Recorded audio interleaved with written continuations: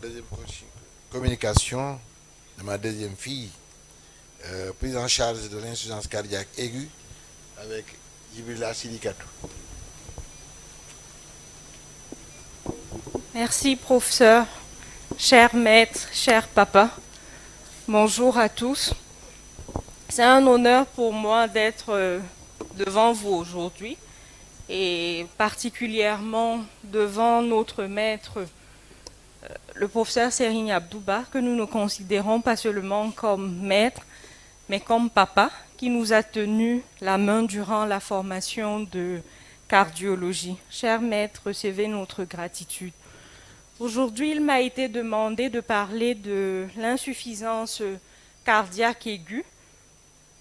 Voici le plan que je vous propose. Cette insuffisance cardiaque se caractérise généralement par une apparition très rapide des symptômes ou de signes d'insuffisance cardiaque qui vont être suffisamment graves pour amener le patient en consulter en urgence. Et généralement, les patients qui se présentent avec une insuffisance cardiaque aiguë vont nécessiter une évaluation urgente et l'instauration ou l'intensification de leur traitement. C'est une cause majeure d'hospitalisation des sujets âgés, les plus de 65 ans. Et il faut dire qu'elle est associée à un taux élevé de mortalité. En Occident, la mortalité intra-hospitalière est varie entre 4 à 10%. Mais il faut noter qu'en Afrique subsaharienne, l'âge de survenue est relativement jeune comparé à l'Occident. L'étude Thésus HF, à laquelle le Cameroun a participé, révèle quand même que l'âge de survenue moyen est assez jeune. Au Cameroun, les études qui ont été faites aussi, que ce soit en semi-urbain au niveau de Boya ou bien à l'hôpital général de Douala, confirment cet âge relativement jeune. Mais par contre, la mortalité hospitalière est beaucoup plus élevée, autour de 20%.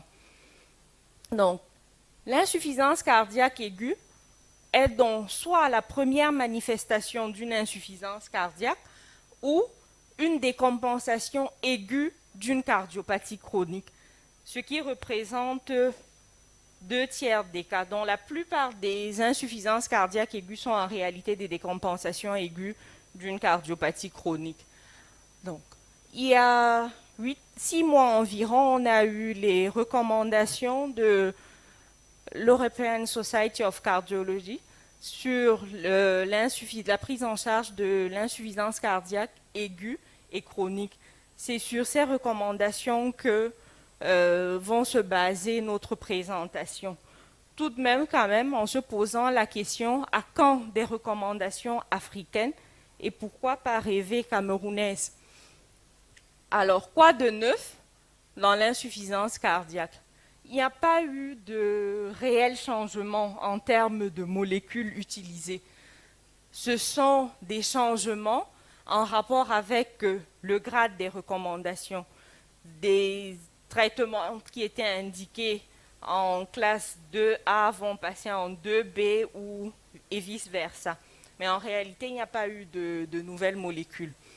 Donc, sur le plan clinique, il faut noter qu'il y a principalement 4 présentations cliniques.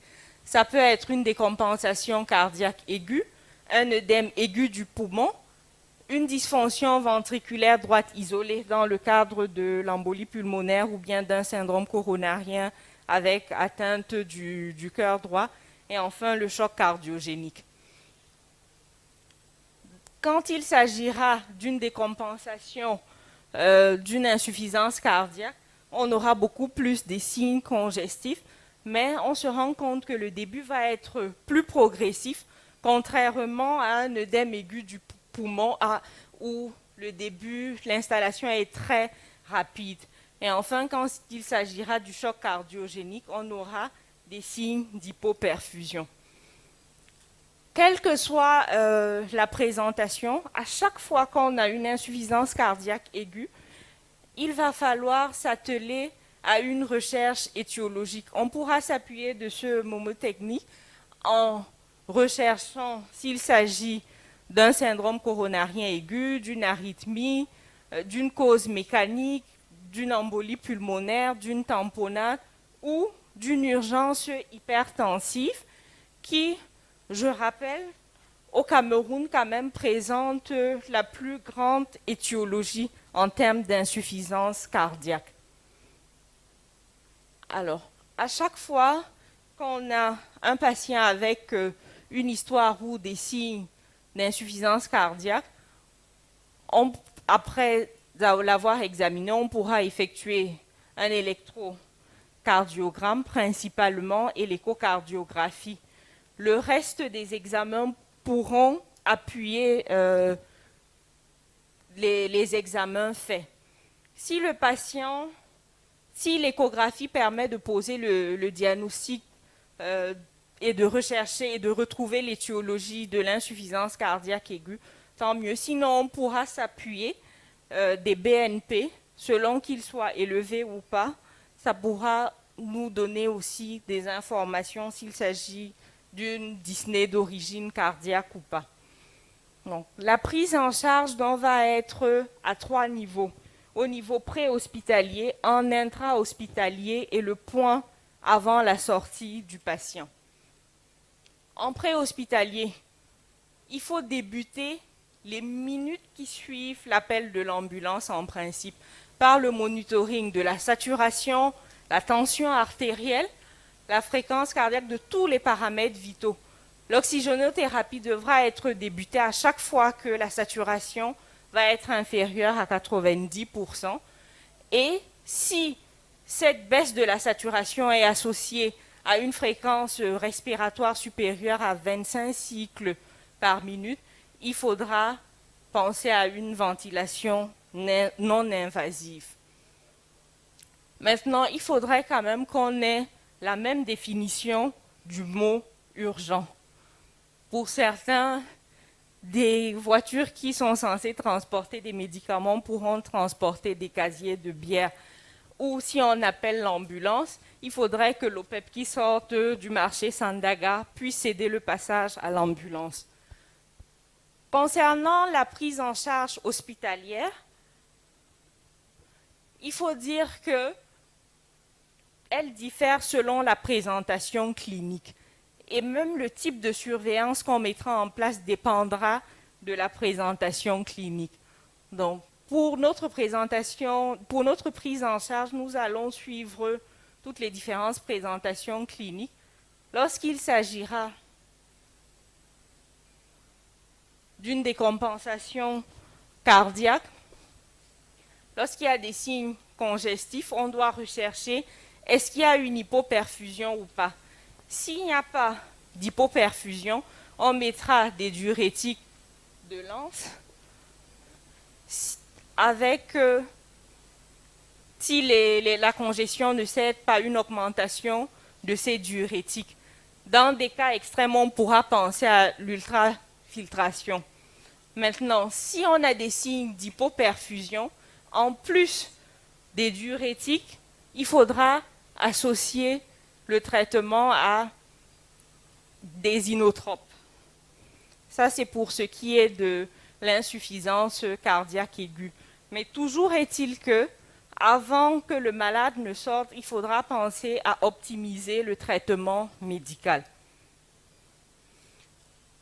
Concernant le traitement diurétique, s'il s'agit d'un patient qui est déjà sous diurétique par voie orale, il faudra tout simplement multiplier la dose orale normale d'1 à 2 fois, mais passer par voie intraveineuse. Mais si le patient n'était pas sous diurétique auparavant, on pourra commencer par 20 à 40 mg de furosémide et contrôler la diurèse.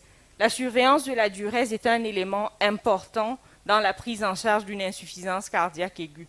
Si la diurèse horaire est au-delà de 100 à 150 millilitres par heure, on pourra continuer répéter la même dose jusqu'à ce que le patient soit compensé. Sinon, on augmente la dose.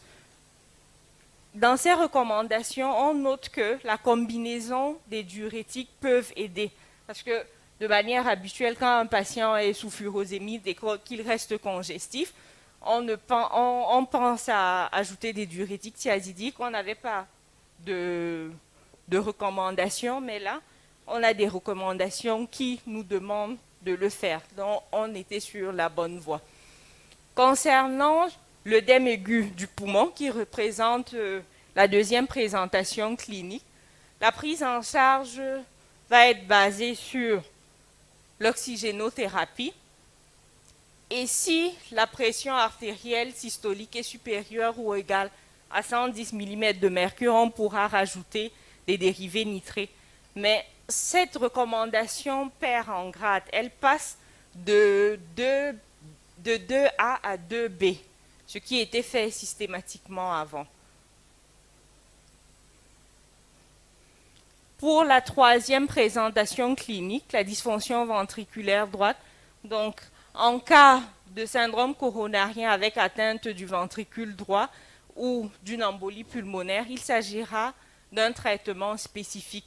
La différence se fera s'il y a une hypoperfusion périphérique. En cas d'hypoperfusion, on pourra faire appel aux vasopresseurs, notamment la noradrénaline. Et enfin, on terminera par le choc cardiogénique pour les différentes présentations cliniques. En cas de choc cardiogénique, donc il faudra identifier et traiter la cause du choc et considérer la prescription des amines vasoactives. Si on a une amélioration sous amines vasoactives, on se limite à ça. Sinon, on pense à une assistance mécanique circulatoire. Donc, avec ce qu'on vient de voir, on se rend compte que le traitement de l'insuffisance cardiaque aiguë sont basés sur la prescription des diurétiques pour lutter contre la congestion, des amines vasoactives et de l'assistance mécanique circulatoire pour lutter contre l'hypoperfusion périphérique. Donc, si on regarde très bien les différentes indications, les inotropes vont être indiqués en cas de bas débit cardiaque avec une pression artérielle systolique inférieure à 90 mm de mercure. Par contre, il faut une utilisation prudente de ces drogues parce qu'il y a un risque de tachycardie sinusale et d'arythmie, notamment en cas de syndrome coronarien aigu. Pour les vasopresseurs, c'est essentiellement la norépinéphrine qui est indiquée dans les cas d'hypotension sévère. Et on peut être amené à associer des inotropes et la norépinéphrine dans les cas d'insuffisance cardiaque avancée. L'assistance mécanique circulatoire, dans ces recommandations, doivent être utilisées de très courte durée. Donc, ce n'est plus automatique en cas de choc cardiogénique. Dans un syndrome coronarien aigu, il faut faire appel à la contrepulsion par ballon intra-aortique. Cette utilisation doit se faire, comme je disais, de très courte durée et est utilisée plutôt comme un pont entre la transplantation et la prise en charge. Pour ce qui est des autres médicaments qu'on pourra utiliser dans l'insuffisance cardiaque aiguë, nous avons notre chère digoxine, mais qui n'est indiquée que lorsque le patient est en fibrillation atriale avec une fréquence cardiaque supérieure à 110 battements par minute, malgré un traitement bêta-bloquant. Mais il faut cependant faire attention aux comorbidités, et notamment chez les sujets âgés. Parce que pour la digoxine, la fenêtre thérapeutique pose souvent problème. Elle est près de la fenêtre où on a le plus de la toxicité.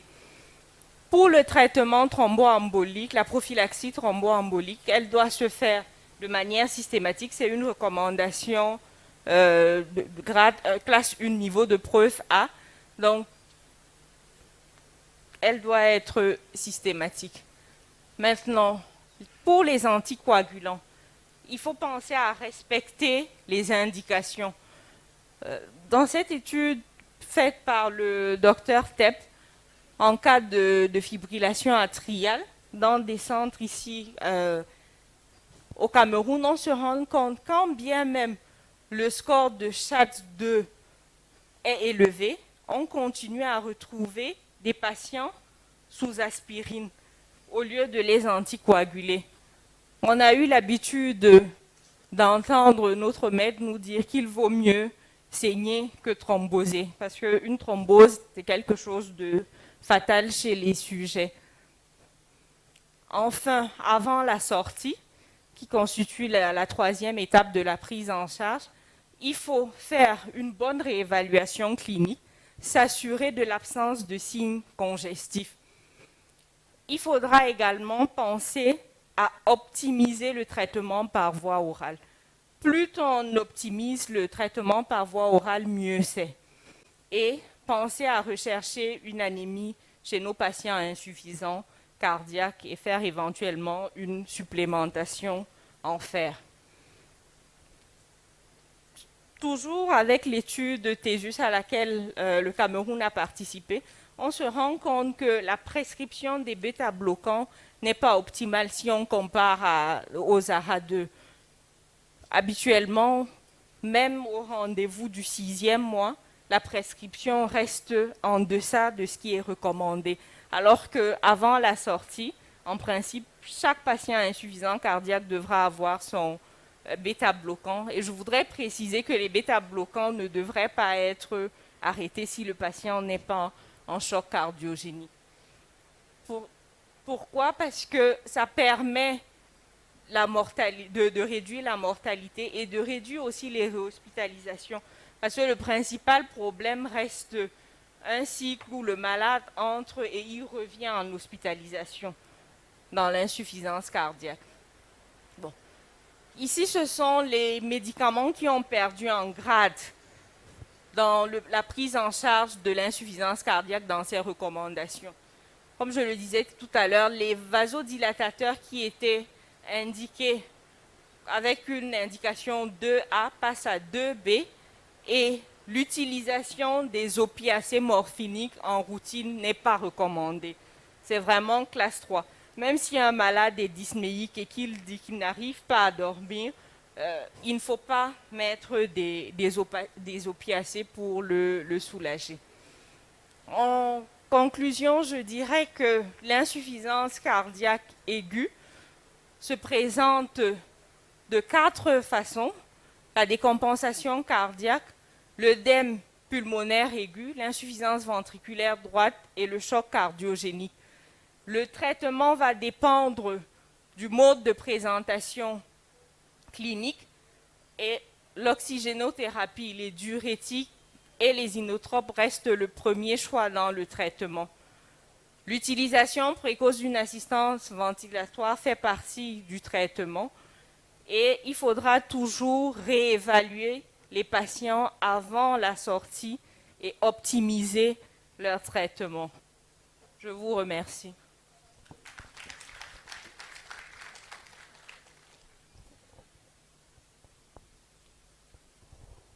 Merci ma fille, tu as bien